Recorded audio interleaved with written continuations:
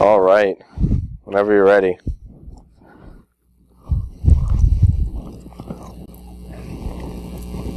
We good?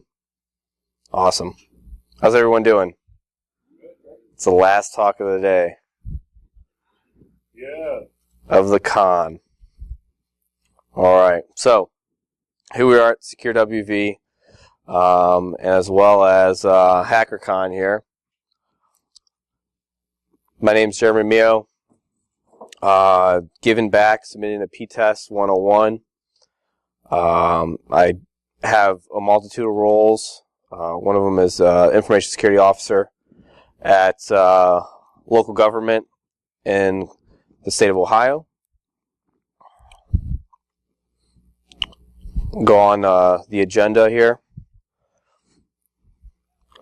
There's what and why. How many are familiar with PTES? Raise your hands.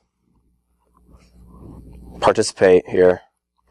We're going to go through our Phishing Frankenstein, we'll call it, our submission, still pending, and how you can give back, how the entire community needs to start giving back more and more, and helping out with the standards, and as well as some of the technical things as well.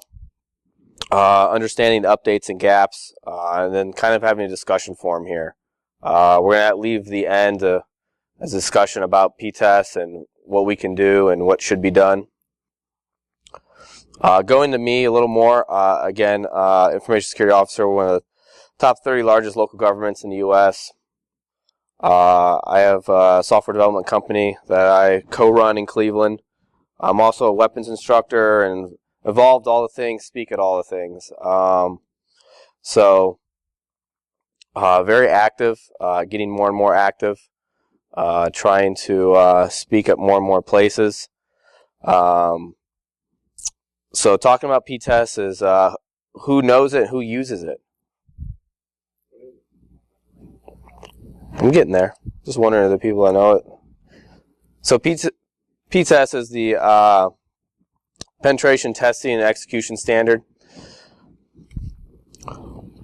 And basically what it has a whole set of, through the engagement all the way to the reporting, the testing, everything you can have within a penetration test.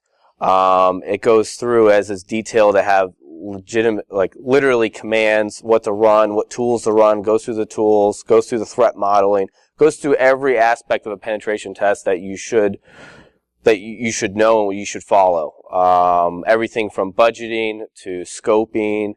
It's very much needed in the InfoSec community, especially for people that have a lot of good skills and go out and be contractors, help companies out, do bug bounty programs, then do full pen tests on certain companies. And we all need to have some form of a standard to follow, so everyone's doing something that can be compared and contrasted, right? If you have a lot of people doing penetration testing out there, they're probably all not, once you do it once with a company, you're going to stay with that company forever, as much as I'm sure everyone would want that to happen. You need to be able to compare and contrast, be able to understand exactly what they're doing. The companies themselves need to know what you're doing and having those standards as well. So I'm sure there's a lot more people that can explain the entire penetration testing execution standard better than me, but we're kind of going through our specific story, what we tried to look through PTES, and then what we found and some of the gaps and what we created. So it's gaining a lot of popularity.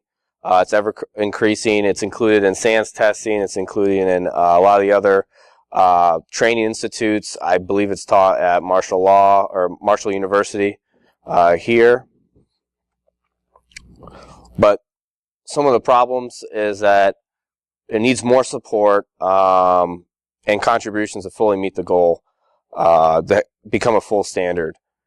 And that's kind of the problem that's going through right now. I can't speak too much to it. I'm not on the board of PTES, but I do know that they have a lot of people on that. Some people are contributing, some people aren't. Everyone's busy. There's a lot of researchers on the group. They created it from about 6 people that started it, and then all of a sudden it expanded rapidly throughout everyone in the industry. And it's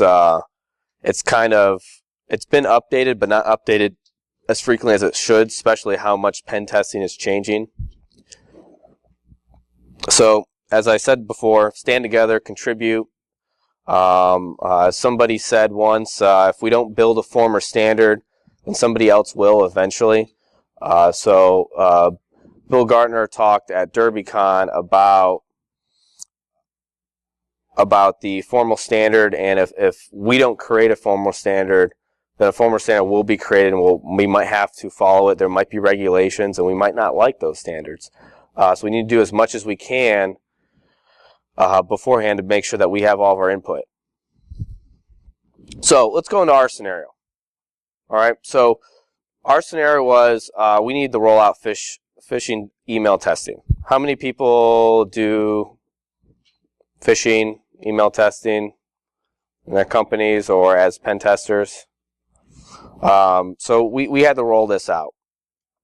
And pretty much we need to document the summary and approval to the need to knows, right? So you can't tell everyone you're doing phishing testing or it wouldn't be a test, even though you could probably still get a pretty good success ratio, even if they did know about it. But only the need to knows, and they need the main goal is you need to have the executives feel comfortable with the process and help them understand the process, right? Once executives understand the process, that you're not going to burn all the things once you send these emails out, and they feel comfortable with it, they'll let you do it more and more.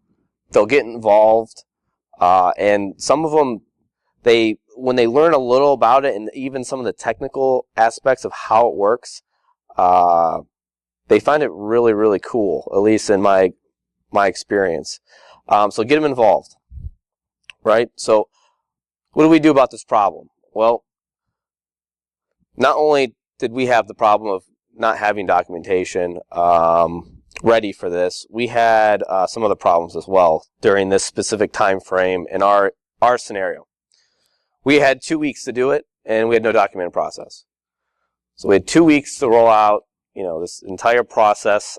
We had a tool set already priced out and already engaged, luckily. So we just need the documented process. But we only had 2 weeks, so what do? What any good InfoSec researcher does was research. We went to PTES, we went to other testing standards, went to SANS, trolled around all the researchers that we know, went to vendors, went to the Google and all the interwebs, and we kind of really couldn't find much. We found a lot of penetration testing, test scoping documents. We found engagement testing. We found a lot of quality assessment, quality assurance testing documents. Nothing that really fit what we needed. Is anyone familiar with this type of document that exists? Because it could exist somewhere. Has anyone that uses PTES ever wrote up an approval form? Because usually, how does your approval forms for a fish test usually go? So no, mine have gone in the past. It's usually like an email approval, right? Like to either the CISO or the security or the executive or whoever's in charge of the contract. They say, yeah, you can do it. You usually give them a 1-paragraph summary, maybe, or they just give you a green light, or there's a specific threat model that you're attacking, that is engaged in the entire test. I mean, is there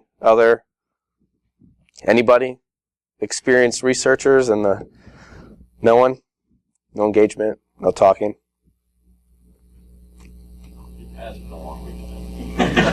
Come on. Right. Yeah, emails and C-levels, right? So, what did we do? So we created this probably doesn't come up, but it zooms in. So yeah, and we created a very simple process. We didn't want like hundreds of pages of documents. I think we came out to like an 8-page, maybe not even document. So one of the things is, and I'll read some of this off here. You don't need to, but we stated our purpose right there. So this 1 page, testing process was just for the executives to understand what the full process is without going through the whole document, right? So, we let them know the purpose statement, raise awareness, prevent any breach of data through communication channels. We go through a summary of how attackers, use fake emails and what they can get from that, the outcomes of that. So we go through all that. We also talk about how it's conducting an employee embracing awareness test that can strengthen security awareness greatly, transitioning the users through education to be, again, the human firewall, right? So really not only talking about testing our users, laughing at them, having these ridiculous percentages, but also embracing them and teaching them. So having teaching moments, which, some tool sets have built in, right, if you actually pay some money for this, or if you do it, just directly through setting up your own phishing test, or doing it through Metasploit, or doing it through, a number of, custom or built ways, is that you can always have a simple link that redirects them to an oops page kind of thing that kind of goes through. So we're going to go through exactly what we did. Going into it a little more, I kind of went through it all, but to initiate the approval for the testing engagement, we kind of went through past the purpose and past the kind of the objectives is, how does this get approved, right? So what we did was, to get approval is got to go through the testing approval form has to go through the Department of IT. Usually includes a security team head, right? If you even have a security person, C-suite, other necessary members, right? Pretty much from the IT department, either outsourced, insourced.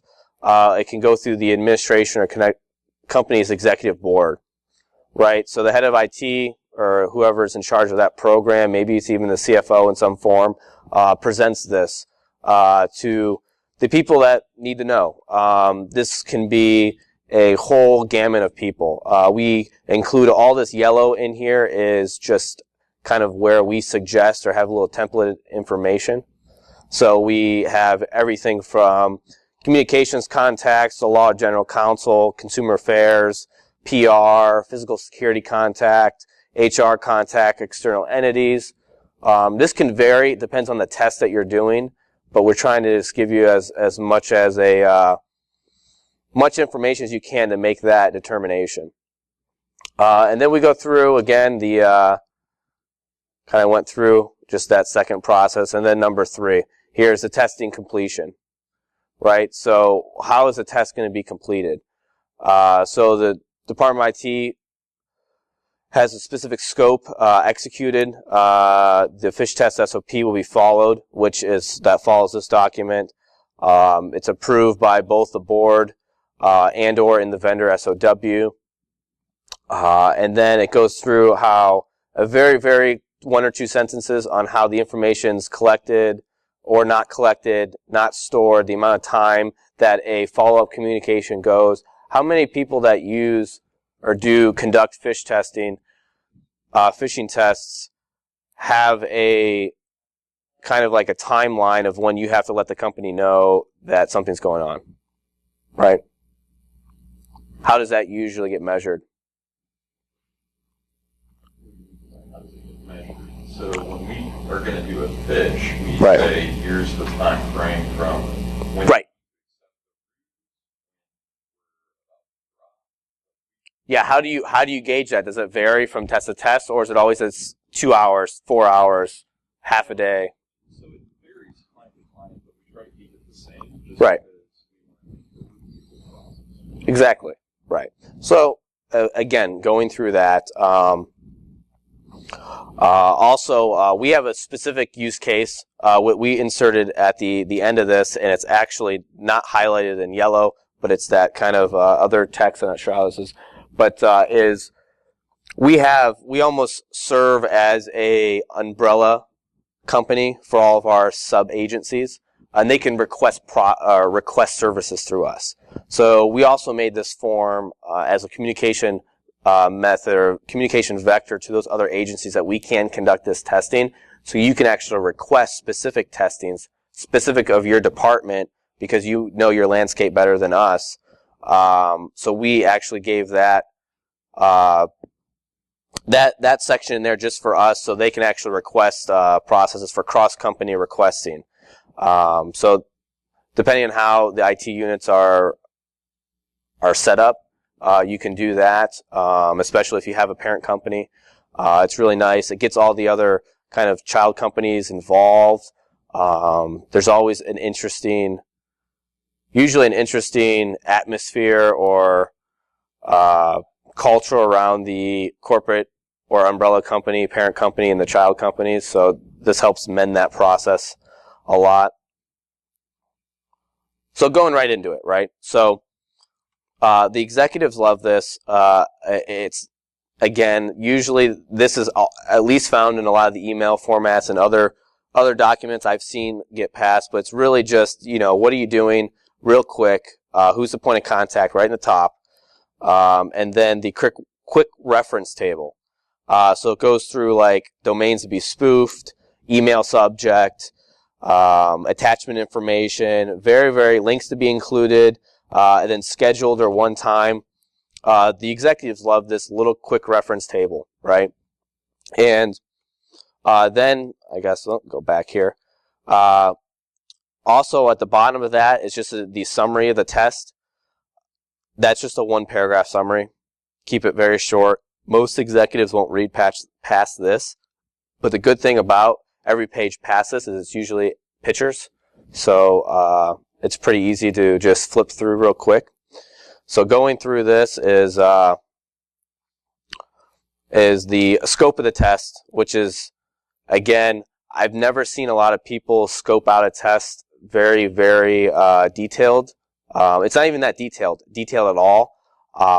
I hope some companies do this. In my experience, a lot of pen test companies, when they do a phishing test, they don't really go to this detail. And once executives understand what the phishing testing could do, they like to know this, but they usually don't know to ask these questions because they just think that it's going to go out to everyone or it's going to go out to this specific department.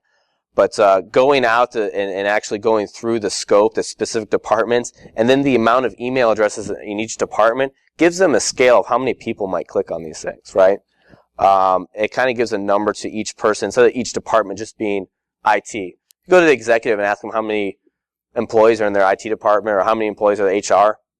They're going to be very wide ranges, unless it's a small company. I mean, and that will differ, but we have an example in there. It goes through physical, sales, IT, HR, executive staff, and legal for a total number of 496 users, right? Again, it also kind of goes through and says that who was specifically excluded, right? So I know some of my good friends in the red teaming space, they have something that they've coined, and maybe they're watching this, but I'm completely stealing this from them. They coined something called the diamond level, and if someone has a specific amount of diamonds, they're off limits. It's just how it is. It's how it has to function. And these are, when I talk about, usually this is in very large. You're talking about 100,000 employees or plus that you have these, because there's just so many executive levels or specifics in each department. You need to have a list out. So it's always good to see who's specifically excluded. If it's a CEO, the VP of Public Relations, which can differ from, you do want to test them in some form or fashion, but you want to maybe fish them or do others. It's up to you. This is just a framework or template of how to do it, not telling you how to do it. Other things to take in mind, though, is exclude interns, volunteers, and contractors. You never know. And I've seen this get messed up before, especially within the contracting space. If you fish a contractor, and depending on the terms of service and their contract that they have with that company, it can get dicey pretty fast. Especially also understand if you have unions or not. But again, that's kind of basic, knowing how to do a pen test and a phishing test, more than what this document's about. But also in the scope of the test, it just, at the end, has the timeline, right? So testing 9 a.m. to 12 a.m., 3 hours. Gathering data, 12 to 1 p.m. and then 1 p.m. after lunch, full email notification going out, right? So things like that to include. Going through this a little more is just a quick thing of answer yes to the following. File types, macros or code, data gathered and how, further explanations of attachment, if an attachment exists. Does the email contain a link or not? If it contains a link, again, screenshot the page. And another thing to always put, and a lot of our executives worry, and it actually gives us a lot more leeway when we specify this, is, we don't gather any information on landing pages in any way, shape, or form. So, for instance, if you had a phishing test of gathering Social Security numbers or requesting Social Security numbers, usually I always point those to null. So letting them know that any data that is, if people are susceptible and do go all the way with the phish testing, that their data is actually not stored, right? So, going a little further, always have an education and learning moment if the information is either requested, submitted, or entered, and having the screenshots for that. And we'll go through a document right here to show you all of these. And then any other specific notifications or messages you have. And the base part of this is, let me go back a little, is the approval signatures, right? Not only by one person or the C-level, but at least a few people. Again, IT has to know it's going on in some form. The top C-level, and then maybe other additional executive administration. This might be counsel or general counsel or something to that matter. And then at the end, the legal stuff and restrictions, just documented. The to-do, the TOS is a term of services. Again, we have that in ours because we're giving this down to some agencies, sub-agencies. So we have terms of services and SLAs with them. This is good for, again, if it's a contracted company doing this as well. Also, just having the prohibited tests, right? What is explicitly never going to happen? For instance, setting out a malicious worm is not going to happen, right? Things like that. And then the privacy. Again, it's kind of reiterating that not storing any information, or if you are storing information, specifically what and how, right? Are you sending crafted links that are just getting the fingerprint of that agent based on the link they click? Now, if you're doing that, if they forward that link on, is that going to show additional statistics if they forward to the help desk and the help desk clicks on it, right? How's that going to work? So, this is our example, all right? So we had 2 weeks from the Cleveland area, free tickets and background checks. All we need is your Social Security number, and we need to do it fast. So we had something that was somewhat big. It was called the RNC, it was the Republican National Convention, and we conducted a phishing test specifically targeting employees. So, how do we do this? Hopefully this works. Of course I want to open this document that could contain viruses. Okay, that's not going? How's that? There we go. There we go. Okay, this will hopefully not be very painful. So, we go through there, right, now I don't have my notes here. I have to kind of get a sip of water here. Okay, so we got my contact information. What are we going to spoof?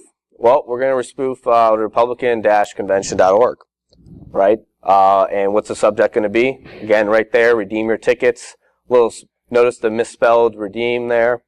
I like phishing tests because if I misspell things, I just say, yeah, it was included in the email. It happens often. So, what are we doing? Any attachments? No attachments. What's the link, right? So this is the link right here. It's gonna go out to. It's just a one-time test. What's the summary of the test, right? The email is gonna go out soliciting free tickets to county employees. The email will have a link to sign up for tickets and a background check. Upon submission, the user form will be redirected to a landing page, see below, with an educational message. Okay, I'm not going to read all this out. And it goes on that it's going to go about 3 hours. Data is going to be analyzed. A follow-up email is then going to go out, explain the exercise, right? So it says note during the test, no information is going to be stored on the landing page, et cetera, et cetera. Again, it goes through the scope of the test, specifically the amount, what employees, in which departments, who's excluded, when it's going to happen. Go through. Again, very simple, just a test email shot. This helps executives so much to understand this. It's just literally a screenshot. What's exactly going to happen? This is exactly what it's going to look like. Pretty much very plain. It's not going to have an attachment. Don't have to worry about that. What's it going to look like? It's going to be very, very simple. Right? So it's going to look like, it's not exactly like that, but in the Word document, that's what, pretty much it's going to look like. Now, they're going to enter information. As you see, it says full name, employee ID number, pretty sensitive, depending, email, date of birth, address, and then last 4 of the social, right?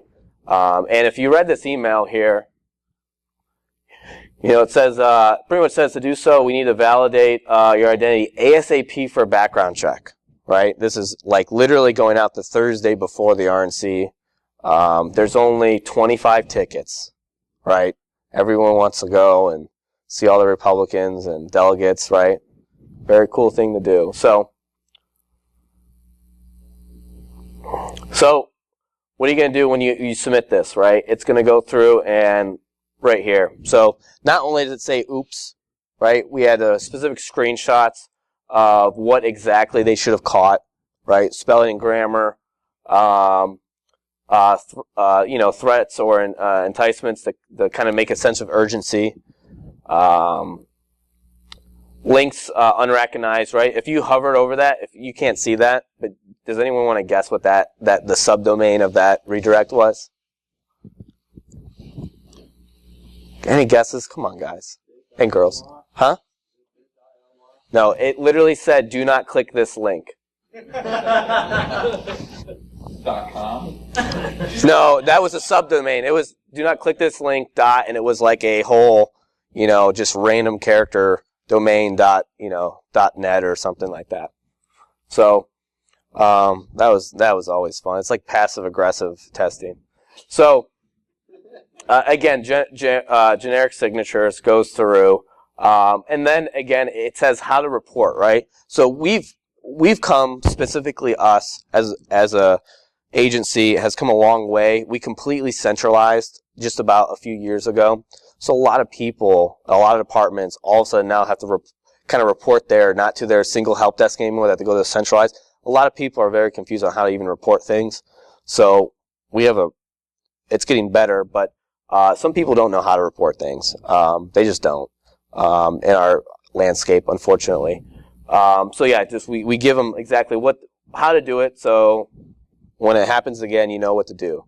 And we got great feedback. So much feedback that we got requests from the executives of how they would like,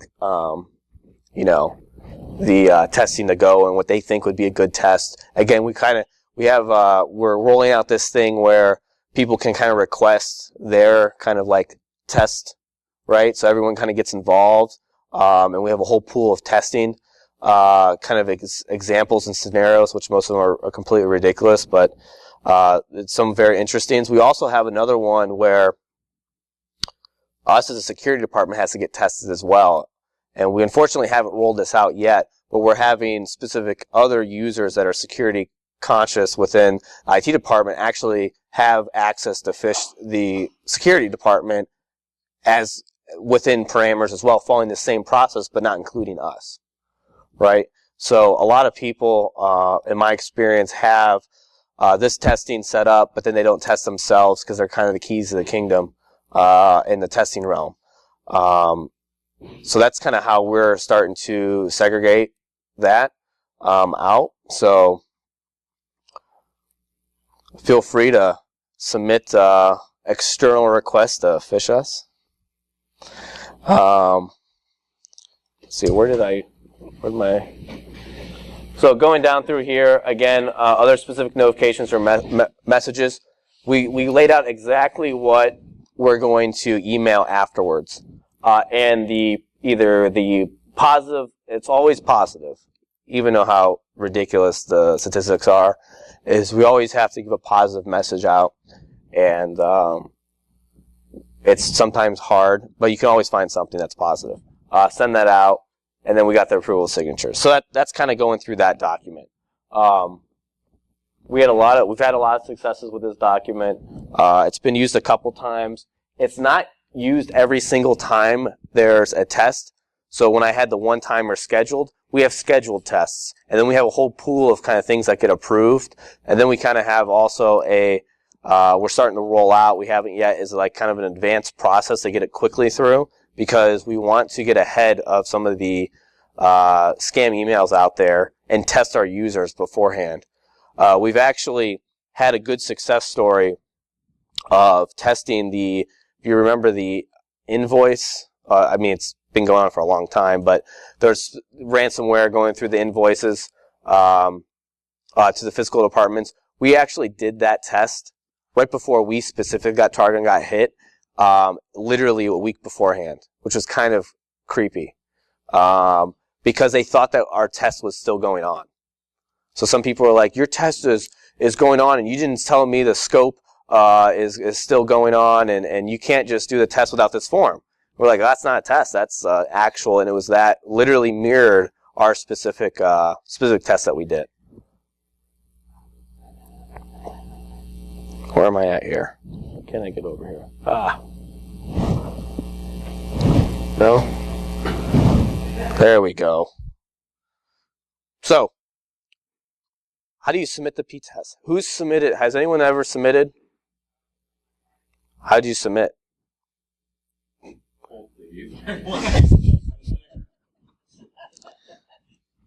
So, pretty much. Oh wait, did I just go to? What's going on here?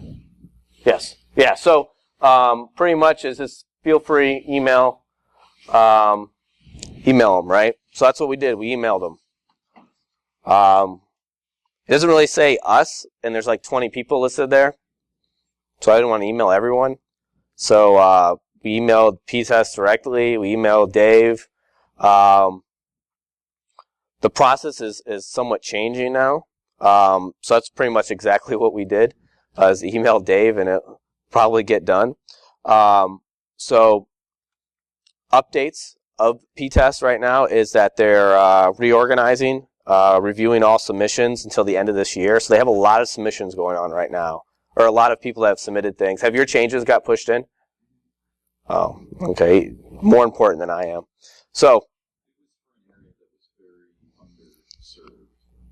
it was for embedded devices. Oh, nice. Okay. So, what they're doing is they're formalizing the submission process and kind of analyzing some gaps at the beginning of 2017.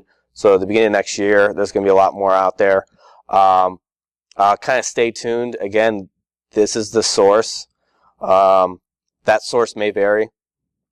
So, talked to him when he was here for his keynote. We got to talk very briefly on it. He says a lot of changes within the board. A lot of people that are busy. A lot of people have either dropped off. Again, just kind of repeating, regurgitating this. I actually don't really know. Hopefully, we'll be involved in some form, at least getting a submission in there. We've specifically volunteered ourselves to help formalize the submission process, which we'd be happy to do. And we definitely do that in a secured manner. Again, we don't want to all of a sudden get that website defaced once you start having upload forms and such. So definitely looking forward to doing that in 2017. So stay tuned.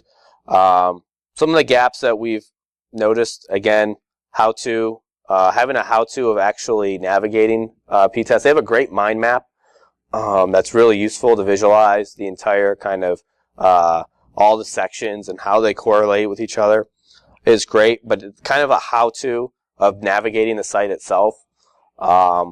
Nothing bad about the site. The site's great. It's just that now that people are using it a lot, we need to start looking at how people can use it more efficiently. The submission process, we know that, again, usually very responsive. How quick was he to kind of update those things? Took a while. Oh, well, usually very responsive. Again, as responsive as a person that does like 100 different things. Again, having a submission process and delegating that and having somebody kind of volunteering specifically for that is good. Again, I want to have a discussion. I was hoping to have a little more interactive here. As well as do you think needs to kind of be put in the PTES? Anything else? I think there needs to be a lot, and this is something that I don't know if the PTES agree with or not, because I've asked for it before and I've never heard any traction on it. Yeah. Better marketing material for C-levels, because it sounds real self-evident to us that you need the PTES, but to a lot of people, they're just like it doesn't mean anything to them. And so having more info about what PTES is and what you're signing up for when somebody says that they're following PTES, I think would be really handy. But I don't know. Follow on to what you were saying. I agree with you, and I think one way that might be beneficial is I've seen a lot of poor statement of works written from the business side to ask for the service. Exactly. They don't know how to write it, and therefore they're asking for pen testing, and they get somebody comes in and just does a vulnerability scan, and so they're not even getting what they need, and then sometimes they write it up and it's way overpriced because they don't know how to scope it. So I don't know if this is something that the framework would include or potentially understanding how to help the entities write their statement of work so that they can incorporate it. Yeah, exactly. And that kind of, I guess, better explains my how-to, right, is how to use it. Not only understanding what's in it, but how to use it from both the C-level, the corporate, because that's almost, it's more, I guess almost say that's more of a benefit of PTES, is for the companies trying to request something and getting back exactly what they expect they get back. Because they might not know what they hear pen test and they're like, yeah, we need to have people try to break into things. They don't know what that means. You do a vulnerability assessment, which will probably show a bunch of stuff on there. They're going to think that that's exactly what that is, right? Yeah, they could also, if they, they know a buddy that had the P-test run, and they request specifically the P-test, they would know exactly what they'd be looking for because they've heard of it from another company, and it helps keep it all, all together instead of just pen testing because, as you said, it could be completely different. The one guy comes in, the next guy comes in, or it could be the same guy, and it could be two completely different. Right, and that's where you have to have the standards to be able to correlate, from, and maybe that's something, I don't know if that's in PTES or not, is correlating or comparing trending data from pen test to pen test, or if that would be or not. I guess just kind of thinking at the whim here. But that's definitely something that needs to, you can't even, if you don't have two apples, you can't really compare them, right? If you have an apple and orange, right? So. Yeah, I know when we go in and we talk to our partners, and, we recently started doing an email scan, trying to see, doing a phishing campaign. And they had, why are you trying to trick us? You're just trying to, they had no idea. Right. And then later on, we decided we had a problem with flash drives. And we were plugging in flash drives with whatever. Right. So we started playing flash drives, and they think that pen testing is more like we're just tricking them. And they just think we're bored and got nothing to do. Right. And Yeah. just want to aggravate them. But if a standard was out there, like this, and they hear that, they're really bad about using other people in the market and what they're doing, they automatically, so, for example, say everybody else gets a Sophos firewall, they come to us and say, why don't you have a Sophos firewall? That's the best one out there just because everybody else is doing it. Right. So if there was, if everybody else is getting P-test ran, it would help, keep us from getting turned it, you're just messing with us, you guys are bored, blah, blah, blah, into, hey, this is actually something that we need. Yeah. Yeah, definitely. And just, I guess, to explain, too, because I just want to, I should have definitely explained this in the beginning of my talk. But PTES is out there. It's at, you can go to PTES-standards.org, I believe, off the top of my head. And you can look at that. They have a mind map on there, just to make sure that's clear to the users as well. Pentest-standard.org. That does exist out there now. The document I just went through, again, isn't an end-all even in that document. That's something that we just created at a very quick manner to solve a problem we had. So if people want to take that, it's not something that we think everyone has to follow, but it's definitely a starting point. I mean, I can definitely say it's helped us. Would that help you guys in a engagement? Anyone that uses, right? I mean, or some form, right? So, right, and then that's what we had. We kind of made it in a way where a contracted agency could use it in a PTES format, but even internally, obviously we're using it for an internal, but we have somewhat the resources to use it. They kind of have those internal resources kind of act as contractors to the other sub-agencies and such. So sometimes we have to kind of be both, our own internal agency and a contracted entity to sub-agencies, sub-political divisions. You get a position like that, it's easier to find gaps too, when you're both Right. the internal and Right. So this is my contact. If anyone wants to, you can contact me at any one of those methods. If you want to know, maybe just, there's really no email subscription list right now on PTES, but email me with a subject head that has like PTES in it. I'll make sure that you guys are on some kind of list eventually. And I'll delegate that to Dave in the back. To keep me on track with that. And I'm not sure the time. But do we have more questions? I didn't mean to cut off questions. Oh, look at that. Got 20 minutes here. What am I going to do for 20 minutes? Yeah. Yeah. But yeah, so I mean, keep the discussion going. I mean, this is kind of like a general question. I noticed on your email scheme when you click the link, it automatically told them that hey, this is kind of a trick. This is why it's a trick. We tried that. What do you mean? I guess go back and define. When you click the link, it said like an oops. It automatically opens up as an oops page. No. Once they click the link, it goes to that. It went to the RNC submission page where they had to put in their information. Okay, and then when they finish. Yes, and then when they hit click submit, it then went to the oops page. So it's kind of like a tiered approach there. But yeah, after they filled out the information. After, yeah. We would, we're kind of a smaller company, but they would go around, and so like if one person got caught, they would go around and tell everybody else that, hey, they're sending this out. Yeah, and we had that, a few, but honestly,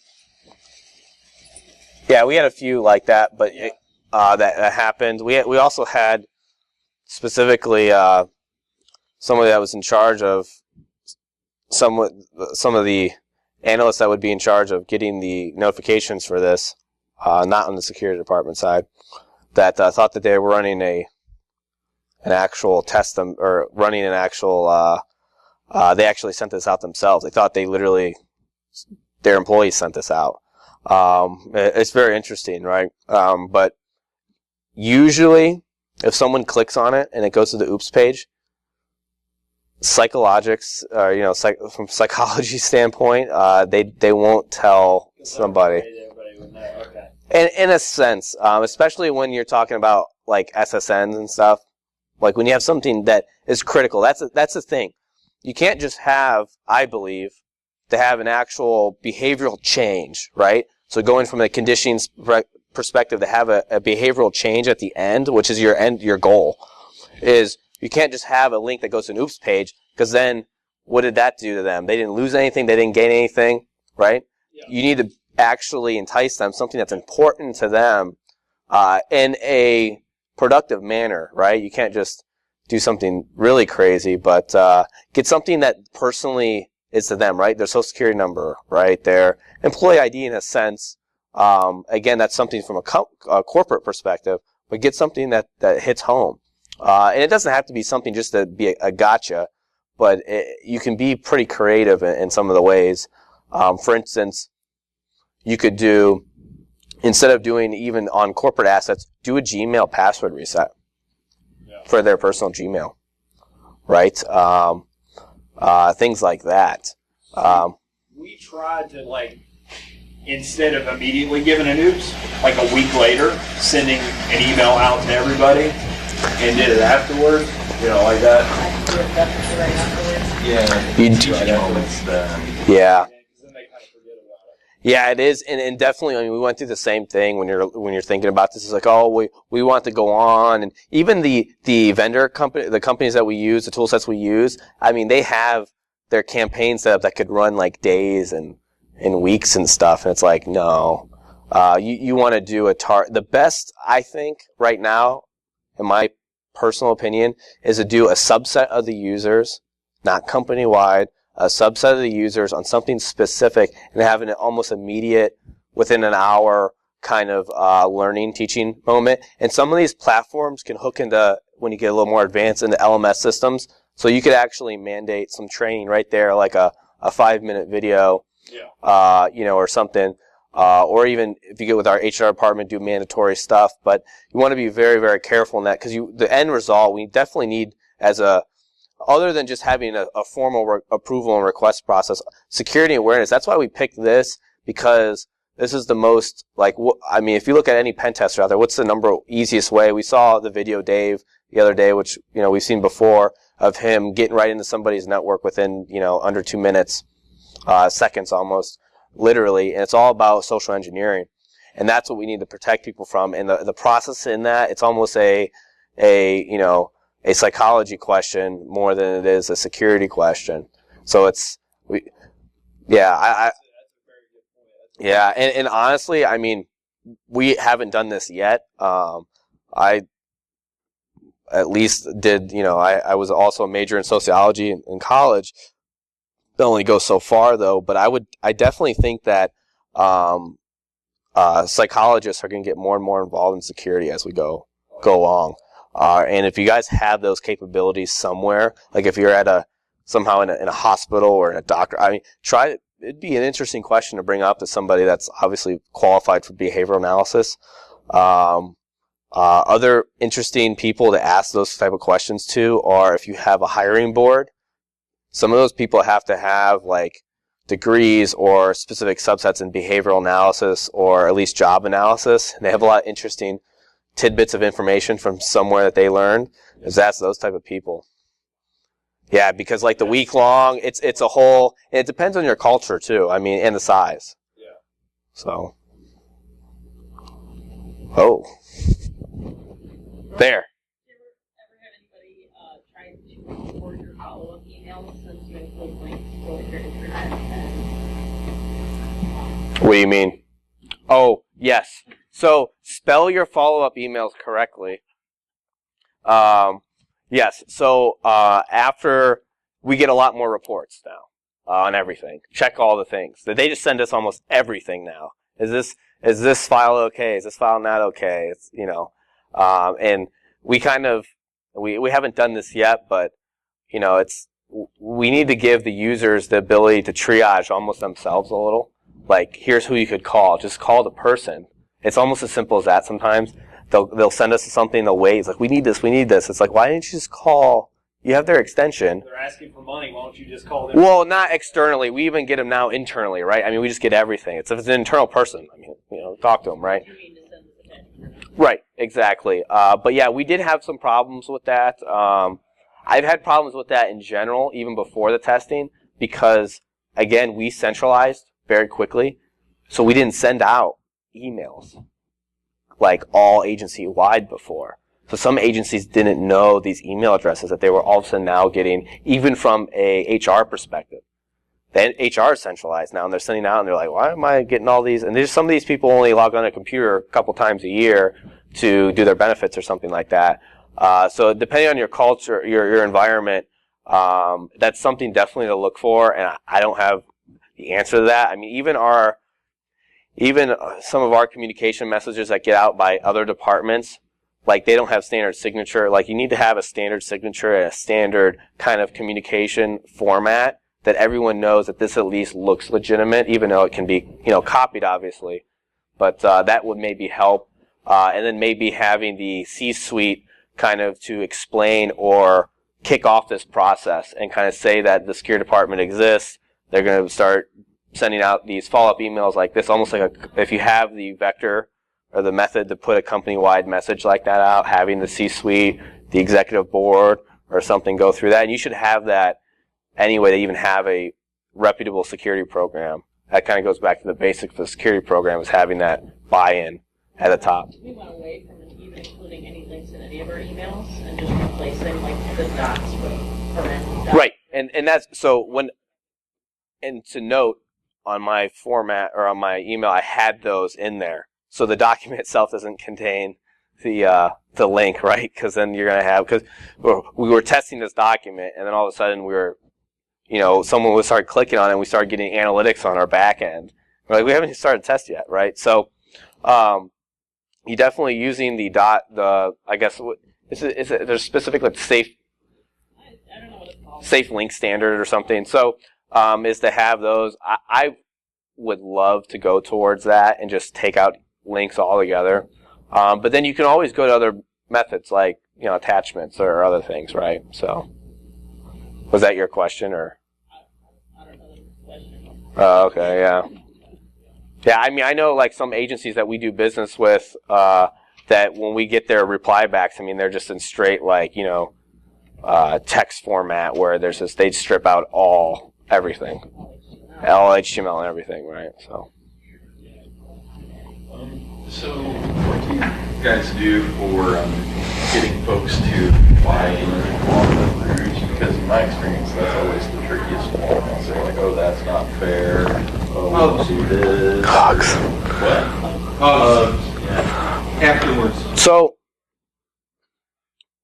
within, in the past couple years, security is obviously in the news, right? I don't need to go through and explain the landscape now, but I guess maybe we're just fortunate enough, but they're kind of looking at like, what can we do to get better? We need to do something. How do you guys do this? They think it, and we show them enough that kind of gets them interested in it. And with all the new TV shows out there and all this stuff, we kind of have like an awareness session of how, it's not like CSI, and some of the TV shows up, but this is how it actually happens. We can actually, so we sent some of the executives the oops page, like literally, not just in this document, like we literally sent them not only the oops page, but the actual spoof domain. And they're like, how can you do that? Right? And we're like, well, it's not really that difficult.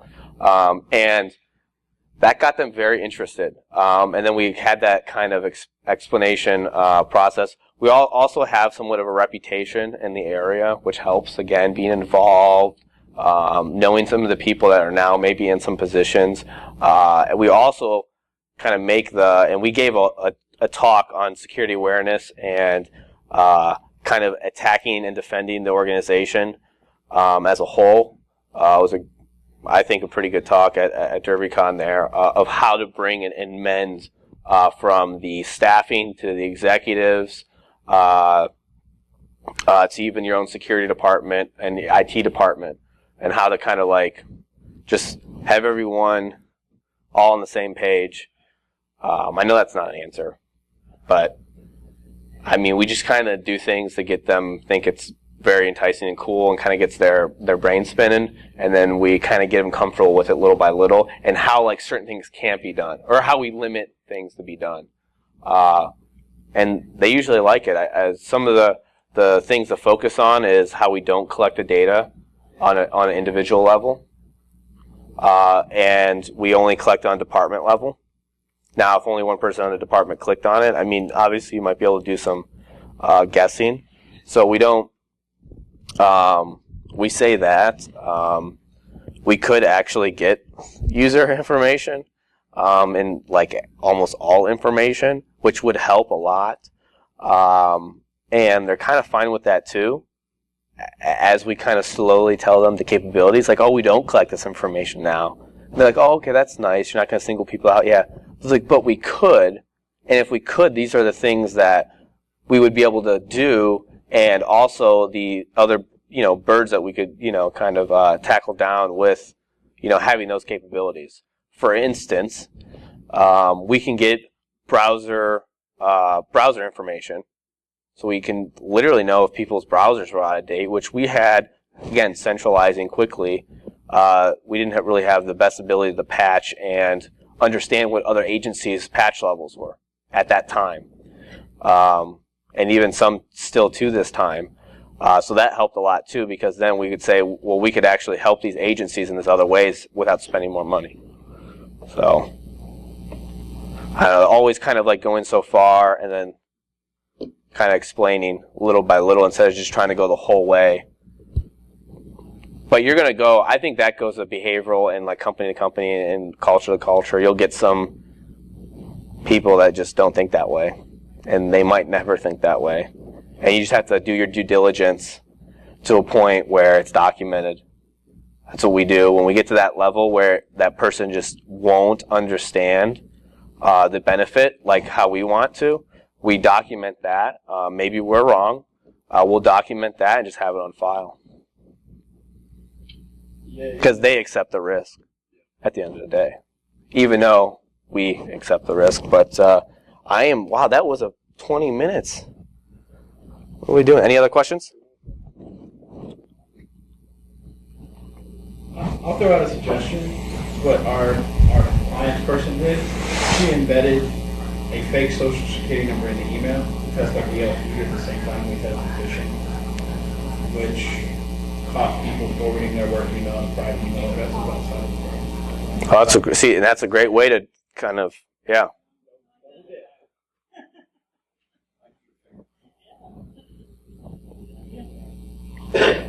Yeah.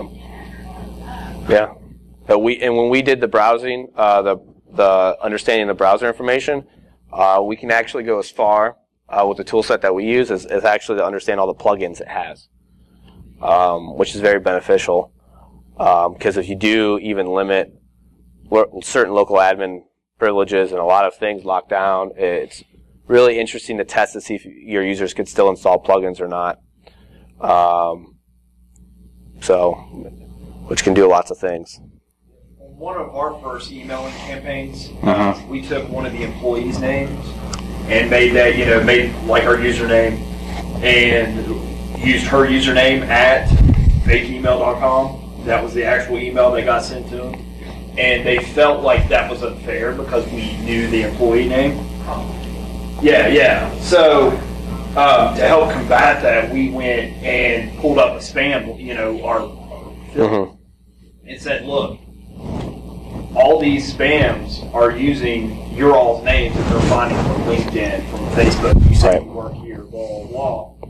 And showing them that kind of stuff helped them understand that, hey, we're not just coming in, this is actually techniques that the hackers are using. And then right after that, we had a hacker actually attempt to come in, and they used the lady's name that she emailed her to in the email, used one of our partners' name in the email, and actually had a real social security number and real tax return in the actual email, what from us. Right. But we also showed them that email in the next presentation, and that really helped enlighten them. Right. So you can do things like that to help. Yeah, definitely. And depending on your agency and stuff, I mean, certain things are just public record anyway. So I don't want to, yeah. Yep.